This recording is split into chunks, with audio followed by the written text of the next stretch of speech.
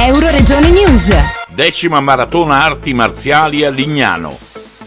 A Lignano Sabbiadoro, nel Pala Bella Italia, si è svolta la maratona di arti marziali con una grandissima partecipazione per quella che ormai è considerata un evento consolidato, essendo la 10ª edizione, nonché una delle poche manifestazioni ad alto livello in Italia nel panorama delle discipline marziali. Giuliano Clinori, vicepresidente del Centro Sportivo Educativo Nazionale e presidente del XEN del Friuli Venezia Giulia, con estrema soddisfazione ci parla anche del futuro.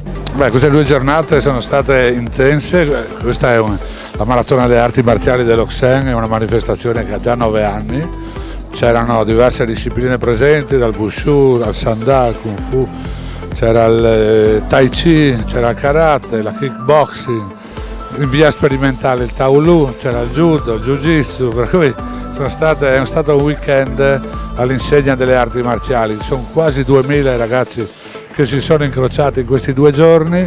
Alcune manifestazioni come il Wushu sono a carattere nazionali, con società che sono venute da tutta Italia.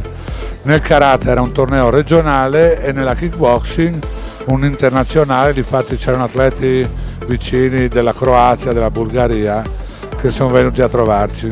In alcuni casi, come nel Taolu, sono manifestazioni a carattere sperimentale che riprodurremo. Comunque l'unico posto in Friuli che potevamo sfruttare questa manifestazione è solo presso Bella Italia.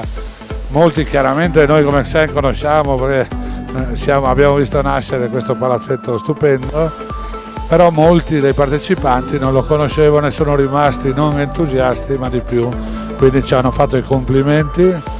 Sicuramente prenderemo già appuntamento per il prossimo anno e verremo anche ora più in forza, perché con strutture così anche noi siamo tranquilli e possiamo sopportare qualsiasi difficoltà.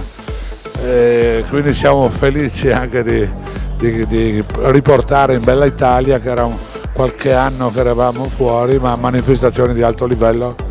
Ringraziamo sia Toso, che mantiene questo palazzetto impeccabile, dopo 10 anni è perfetto, e ringraziamo anche la struttura di Bella Italia che ci dà questa opportunità. A breve abbiamo quasi la conferma che invece prossimo febbraio spero di portare Special Olympics a Piani di Luzza, con quasi 1000 atleti che vengono da tutta Italia per tutta la settimana a fare i campionati italiani. Ieri eravamo a Roma proprio a discutere di questo e sembra che sia tutto a posto. Da Lignano, per Euroregione News, Marco Mascioli.